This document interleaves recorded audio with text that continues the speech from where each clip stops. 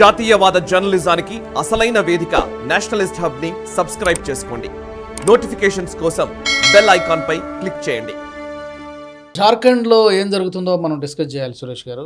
Hemant సోరెన్ను enforcement directorate arrest చేసింది. ఊహించినటువంటి విషయమే. కాస్త నాటకీయ పరిణామాలు జరిగి ఢిల్లీ వెళ్ళిన తర్వాత అక్కడి నుంచి కనిపించకుండా పోవడం, మళ్ళీ ఇక్కడ ప్రత్యక్షంగా అవ్వడం, మొత్తానికి ప్రిపేర్ అయ్యాడు. ఎమ్మెల్యేలు ప్రిపేర్ చేసినట్టుగా ఉన్నాడు ఆయన.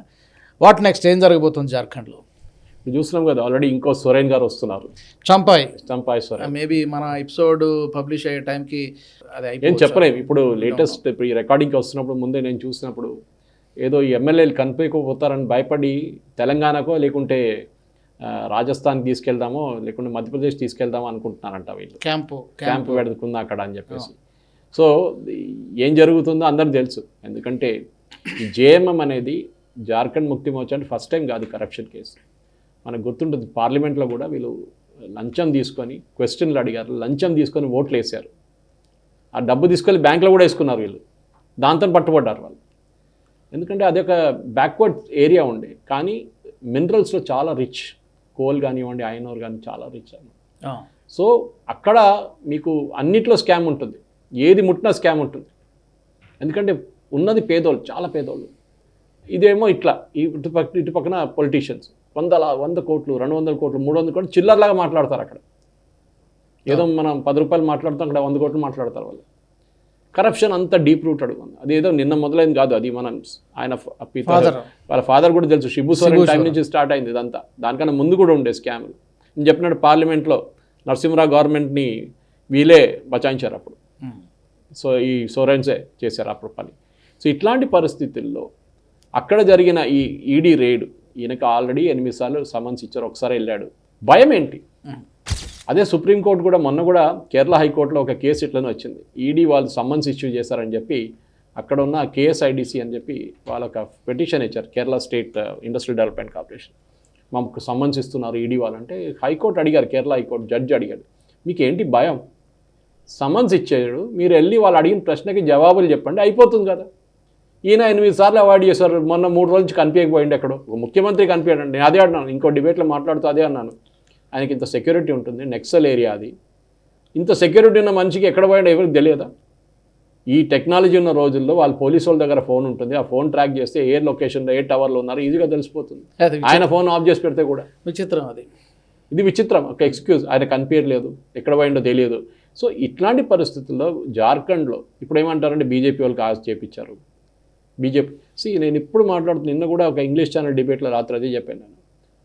సరే బీజేపీలు చేపించారు అనుకుందాం, ఈ జడ్జి ముందు వచ్చేటప్పుడు రిమాండ్కి, ఇప్పుడు రిమాండ్ చేస్తారు కదా, రిమాండ్ చేసినప్పుడు జడ్జి ఏంటంటే ప్రైమా ఫేసీ ఎవిడెన్స్ అడుగుతారు. అంటే ప్రైమా ఫేసీ లాటిన్ వర్డ్, ఏంటి దీనికి బేసిక్ ఏమైనా అలిగేషన్ ఉందో నాకు పేపర్లు చూపించండి, నాకు ఎవిడెన్స్ చూపించండి అంటారు. మొత్తం ఎవిడెన్స్ కాదు, బేసిక్ ఇప్పుడు దాకా. ఎందుకంటే కస్టోడియల్ ఇంటరోగేషన్ అంటే ఆయన కూర్చోబెట్టి ప్రశ్నలు అడిగినకి ఇంకా ఎవిడెన్స్ బయటకు వస్తుంది, అది తర్వాత ప్రెజెంట్ చేస్తారు, ఛార్జ్ షీట్లో వస్తుంది. ప్రైమా ఫేసీగా ఏముందని అడుగుతారు, కనిపించకపోతే పంపించేస్తారు బెయిల్ అని చెప్పేసి ఇమీడియట్గా. మనం చూసాం చాలా మటుకు తెలంగాణలో జరిగిన మన ఫామ్ హౌస్ కుంభకోణం కూడా చూసాం మనం. ఆటోమేటిక్ బెయిల్ ఇచ్చారు, దీంట్లో ఏం లేదని చెప్పేసి జడ్జి పక్కన పడేస్తాడు. ఎప్పుడు రిమాండ్ చేయాలని కంపల్సరీ కాదు అది. సో ఆ పరిస్థితుల్లో కూడా మనీష్ సిసోడియా ఎప్పుడు దాకా జైల్లో ఉన్నాడు, సుప్రీంకోర్టు దాకా వెళ్ళిండు, బెయిల్ రాలేదు. ఎందుకు? Case is very strong. సరే ఎన్ఫోర్స్మెంట్ డైరెక్టరేట్ వాళ్ళ కన్విక్షన్ రేట్స్ చాలా తక్కువ. అది తక్కువ ఎందుకంటే ఈ పట్టుబడిన వాళ్ళు అందరూ పెద్ద పెద్దవాళ్ళు. ఎన్ఫోర్స్మెంట్ డైరెక్టరేట్ దాంట్లో వస్తున్న దాంట్లో 100 కోట్లు 200 కోట్లకు తక్కువ ఏమి ఉండరు. తప్పించుకోవడానికి కూడా అవకాశం. 5 స్టార్ లాయర్ని తెప్పించుకుంటాడు కపిల్ సిబ్బల్, ఆర్కే ముందు కపిల్ సిబ్బల్ గారు కాంగ్రెస్లో ఉండే, రాజ్యసభ నామినేషన్ కావాలని చెప్పి ఆర్జేడీతో డీల్ చేసుకొని ఆర్జేడీ కేసులంతా ఈయన చూస్తున్నాడు, లాలూ ప్రసాద్ది. అక్కడి నుంచి రాజ్యసభ ఎంపీగా వచ్చాడు బయటికి. ఆర్కే ఆనంద్ ముందు ఒక హై ప్రొఫైల్ లాయర్ ఉండే, ఇదే సేమ్ ఇట్లాంటి స్కాములు కేసులని ఆయన డీల్ చేస్తాడు. ఆయనకు రాజ్యసభ నామినేషన్ ఇచ్చారు జార్ఖండ్ నుంచి. సో ఇట్లాంటి 5 స్టార్ లాయర్ పి చిదంబరం ఉండొచ్చు, అభిషేక్ మను సింఘ్వి ఉండొచ్చు, దుష్యంత్ దావే ఉండొచ్చు, కాలిన్ గన్జాల్వేస్ ఉంటుంది. వీళ్ళందరూ సుప్రీంకోర్టు వెళ్ళగానే జడ్జిలు నిలబడతారు. ఆలోచించండి, అంత దారుణమైన పరిస్థితి మన జ్యుడిషియరీది. ఇప్పుడు మెన్షన్ చేస్తే అప్పుడు గంటల హియరింగ్ ఇచ్చేస్తారు వాళ్ళకి. సామాన్య ప్రజలకేమో 3 సంవత్సరాలు 4 సంవత్సరాల దాకా హియరింగ్ కూడా రాదు వాళ్ళకి. ఈ 5 స్టార్ లాయర్లు గంటకి 50 లక్షలు ఛార్జ్ చేస్తున్న లాయర్లు వీళ్ళందరూ. వాళ్ళు తీసుకొచ్చడం ఏముందంటే కేసు వాళ్ళు దారి తప్పిస్తారు ఎక్కడైనా, దాన్ని స్టే తీసుకొచ్చి ఆ కేసు నడుస్తూనే ఉంటుంది 10 సంవత్సరాల దాకా. మీకు ఒక కేసు చెప్పాలంటే కేరళలో ఇప్పుడున్న ముఖ్యమంత్రి పినరాయి విజయన్, ఆయన దానికన్నా ముందు ఎలక్ట్రిసిటీ మినిస్టర్ ఉన్నప్పుడు 10-15 సంవత్సరాల ముందు ఎస్ఎన్సీ లావినిన్ అని చెప్పి ఒక ఫ్రెంచ్ కంపెనీ నుంచి లంచాలు తీసుకోవాలని కంపెనీ అడ్మిట్ చేశారు. వాళ్ళ బ్యాలెన్స్ షీట్లో రాసి పెట్టారు, మేము లంచం ఇచ్చాం, ఇన్ని డబ్బులు ఇంత లక్షలు అని చెప్పేసి. ఆ కేసు 58 సార్లు దాన్ని హియరింగ్ సుప్రీంకోర్టులో వాయిదా పడ్డది. తారీఖ్ పెద్ద 58 టైమ్స్. ఇప్పుడున్న చీఫ్ జస్టిస్ కాదు, దానికన్నా ముందు 5-6 ముందు ఉన్న చీఫ్ జస్టిస్ కూడా టేకప్ చేయలేదు కేసు. ఎందుకంటే judiciary also has been compromised దీంట్లో. సో ఇప్పుడు చెప్తున్న దాని ప్రకారం పొలిటికల్ వెండెట్టా అది ఇదని చెప్తారు, కానీ పొలిటికల్ వెండెట్టా ఉండాలని ఏం లేదు కదా. పొలిటికల్ వెండెట్టా ఉంటుంది. కాంగ్రెస్ వాళ్ళు ఉన్నప్పుడే సిపిఐ ఏం చెప్పారు supreme court, CBI is like a caged parrot అని చెప్పారు. దాన్ని మీరు ఒక దాంట్లో ఉంచుకొని మీరు కావాలన్నప్పుడు ఇడిసేస్తారు, కావాలన్నప్పుడు పిలిపించుకుంటారు. అది ఏ పొలిటికల్ పార్టీ అయినా డెఫినెట్గా వాళ్ళ ఒపోనెంట్స్ని వాళ్ళు ట్యాకిల్ చేస్తారు. కానీ మీకు కోర్టు ఉంది కదా, మీ దగ్గర 5 స్టార్ లాయర్స్ ఉన్నారు కదా, మీరు వాళ్ళతో ఎందుకు చేయించుకోవట్లేదు ఇట్లాంటి పనులని? వాళ్ళు వచ్చి మిమ్మల్ని డిఫెండ్ చేస్తున్నారు కోర్టులో. ఆ కోర్టు నుంచి అది నడుస్తూనే ఉంటుంది, తారీఖు నడుస్తూనే ఉంటుంది. అది ఈ పర్టికులర్ కేసులో కూడా ఎవిడెన్స్ ఉందా లేదా అనేది ఇంటర్గేషన్ తర్వాతనే తెలిసిపోతుంది. మీకు ఫస్ట్ సమ్మన్స్ రాగానే మీరు వెళ్ళిపోవాలంటే మీరు అరెస్ట్ కూడా చేయకపోతుండే వాళ్ళు. కానీ మీరు కంటిన్యూస్గా అవాయిడ్ చేస్తున్నప్పుడు ఎవడని అంటాడు, స్కూల్ పిల్లలని అని అంటాడు, అరే వీడు కావాలని చేస్తున్నాడు, వీడి దగ్గర ఏదో ఉంది ఎవిడెన్స్, వీడి దగ్గర భయపడుతున్నాడు, దానికోసం వాళ్ళ ముందు వెళ్ళట్లేదు అని చెప్పేసి. సో ఆబ్వియస్లీ కామన్ సెన్స్ అది మనీష్ సిసోడియా ట్రై చేశాడు. ఇప్పుడు అరవింద్ కేజ్రీవాల్ కూడా అట్లనే తిరుగుతున్నాడు. సమన్స్ మీద సమన్స్ వస్తే రావట్లేదు, సింపతిగా రావండి, నన్ను అరెస్ట్ చేస్తారు, పులి వచ్చింది చెప్పిన కేసు అయిపోయింది. లాస్ట్ పులి వచ్చినప్పుడు ఎవడు ఉంటాడు?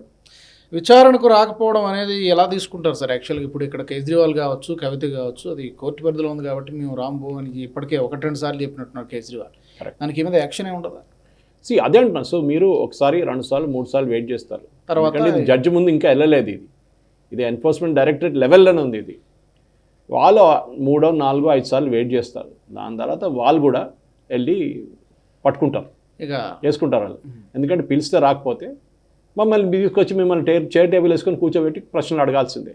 అది ముందే మీరు ఆన్సర్ చేస్తే అయిపోతుంది కదా, ఆ పొలిటికల్ సింపతి క్రియేట్ చేయడానికి.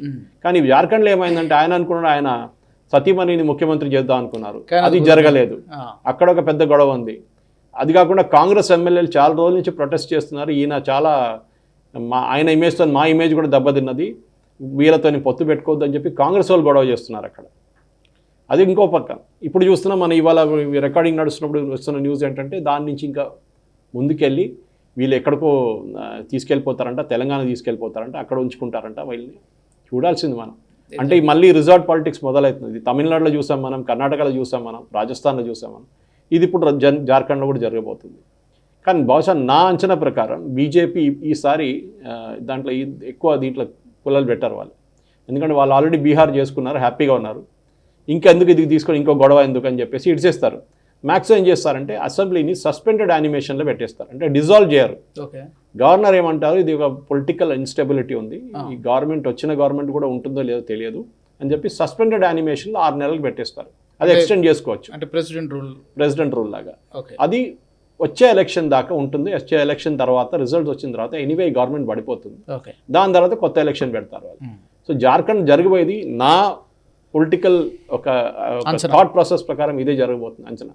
సో జరుగుతుందా లేదా అనేది అది మనం చూడాలి. అది మీరు చెప్పినట్లు మన రికార్డింగ్ లైవ్గా శనివారం రోజు పొద్దున 8 గంటలు వచ్చేదాకా అప్పుడు రావచ్చు ఏదైనా అప్పుడు డెఫినెట్గా. ఈ వీడియో మీకు నచ్చినట్టయితే లైక్ చేయండి, 10 మందికి షేర్ చేయండి. అలాగే కామెంట్ల రూపంలో మీ అభిప్రాయాలను మాతో పంచుకోండి. Nationalist hub group of channels ను సబ్స్క్రైబ్ చేసుకుని తెలుగునాట జాతీయవాద జర్నలిజాన్ని ప్రోత్సహించండి. ఈ వీడియో కింద ఉన్న బెల్ ఐకాన్ పై క్లిక్ చేయడం మర్చిపోవద్దు.